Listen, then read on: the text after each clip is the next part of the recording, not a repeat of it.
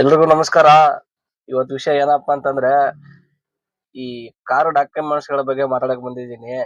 ಯಾಕಪ್ಪ ಇವತ್ತು ಈ ಟಾಪಿಕ್ ತೆಗೆದೆ ಅಂದ್ರೆ ಕೆಲವೊಬ್ರು ಗಾಡಿಗಳ ಡಾಕ್ಯುಮೆಂಟ್ಸೇ ಇರಲ್ಲ. ನೀವು ಪೊಲೀಸರು ಹಿಡಿತಾರೆ ಅಂತ ನೀವು ಡಾಕ್ಯುಮೆಂಟ್ಸ್ ಮಾಡ್ಸಕ್ ಹೋಗ್ಬೇಡಿ.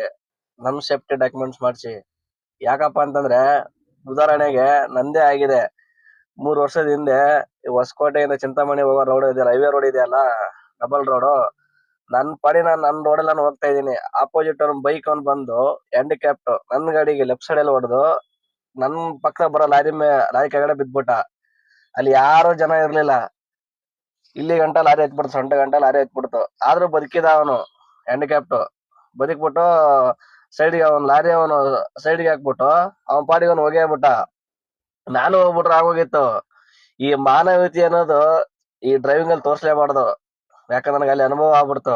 ಮಾನವೀಯತೆ ದೃಷ್ಟಿಯಿಂದ ನಾನು ಅಲ್ಲಿ ಇದ್ಬಿಟ್ಟು ಫೋನ್ ಮಾಡಿ ಪೊಲೀಸ್ ಅವ್ರಿಗೆ, ಆಂಬುಲೆನ್ಸ್ ಫೋನ್ ಮಾಡಿದಕ್ಕೆ ಅವರೆಲ್ಲ ಬಂದು ಅವ್ನ ಹಾಸ್ಪಿಟ್ಲಿಗೆ ಹಾಕೊಂಡು ನನ್ನ ಗಾಡಿನ ಸ್ಟೇಷನ್ ತಗೊಂಡು ಹೋದ್ರು. ನನ್ನ ಗಾಡಿಯಲ್ಲಿ ಕಸ್ಟಮರ್ ಇದಾರೆ, ಕಸ್ಟಮರ್ ಹೇಳ್ತಾ ಇದಾರೆ ಹಿಂಗ್ ಆಗಿದೆ ಅಂತ ಹೇಳಿದ್ರು. ಅವರು ನೀವು ಪೊಲೀಸ್ ಅವ್ರ ಸ್ಟೇಷನ್ ಹೋದ್ಮೇಲೆ ಚೇಂಜ್ ಆಗ್ಬಿಟ್ರು.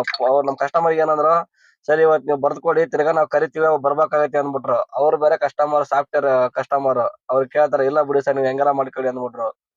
ಏನೋ ತಪ್ಪಿದ್ರ ನನ್ನ ಈ ಆಕ್ಸಿಡೆಂಟ್ ಆಗಿತ್ತಲ್ಲ, ಅವ್ರ ಮನೆ ಕಡೆಯವ್ರು ಬಂದ್ಬಿಟ್ಟು ನನಗೇನೆ 10 ರಿಂದ 15 ಲಕ್ಷ ರೂಪಾಯಿ ಕೇಳಿದ್ರು. ಅವನು ನಾನು ಮಾನವೀಯತೆ ದೃಷ್ಟಿಯಲ್ಲಿ ಇದ್ದದಕ್ಕೆ ಲಾರಿ ಅವ್ನು ಹೊಡೆದವ್ನು ಹೋಗ್ಯಾಬಿಟ್ಟ. ಡ್ರೈವಿಂಗ್ ಸ್ಪೀಡ್ ಅಲ್ಲಿ ಇದೊಂದು ಅನುಭವ ಆಯ್ತು ನನಗೆ. ಅಂದ್ರೆ ಇದ್ರಲ್ಲಿ ಅರ್ಥ ಏನಪ್ಪಾ ಅಂತಂದ್ರೆ ಗಾಡಿ ಡಾಕ್ಯುಮೆಂಟ್ಸ್ ಅವತ್ತೊಂದು ಎಲ್ಲಾ ಇತ್ತು, ಪಿನ್ ಟು ಪಿನ್ ಡಾಕ್ಯುಮೆಂಟ್ಸ್ ಇತ್ತು. ನಾನು ಹೇಳ್ದೆ ಆಯ್ತು FIR ಹಾಕೊಂಡೆ.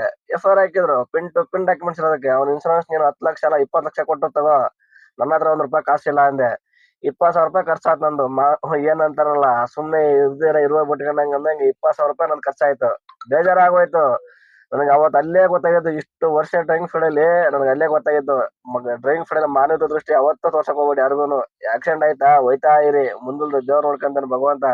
ನೀವೇನಾರ ಅಲ್ಲಿ ಮಾನವೀಯತೆ ದೃಷ್ಟಿಯಿಂದ ಇದ್ರೆ ಬೀಳೋದೇ ನಿಮ್ಗೆ ಏಟು. ಅದಕ್ಕೆ ಹೇಳ್ತಾ ಇರೋದು, ಎಲ್ಲರೂ ಡಾಕ್ಯುಮೆಂಟ್ಸ್ ಇಟ್ಕೊಂಡು ಡ್ಯೂಟಿಗಳು ಮಾಡಿ. ನಮ್ಮ ಜೀವನ ನೀರಿನ ಮೇಲೆ ಗುಳ್ಳೆ ಇದ್ದಂಗೆ, ಯಾವಾಗ ಏನಾಗುತ್ತೆ ಗೊತ್ತಾಗಲ್ಲ. ಯಾರೋ ಹಿಡಿತಾರೆ ಅಂತ ಡಾಕ್ಯುಮೆಂಟ್ಸ್ ಮಾಡಿಸ್ಬೇಡಿ, ನಮ್ ಸೇಫ್ಟಿ ಮಾಡಿಸಿ. ನಂದು ಅವತ್ತು ಡಾಕ್ಯುಮೆಂಟ್ಸ್ ಇಲ್ಲ ಅಂದಿದ್ರೆ 15-20 ಲಕ್ಷ ರೂಪಾಯಿ ಕೈಯಿಂದ ಕೊಡ್ಬೇಕಾಗಿತ್ತು. ಇಲ್ಲಿಂದ ಕೊಡೋಣ? ಊರ್ ಕಡೆ ಜಮೀನ್ ಮಾಡಿದ್ರು ಅಷ್ಟು ಬರಲ್ಲ ನಮ್ಗೆ.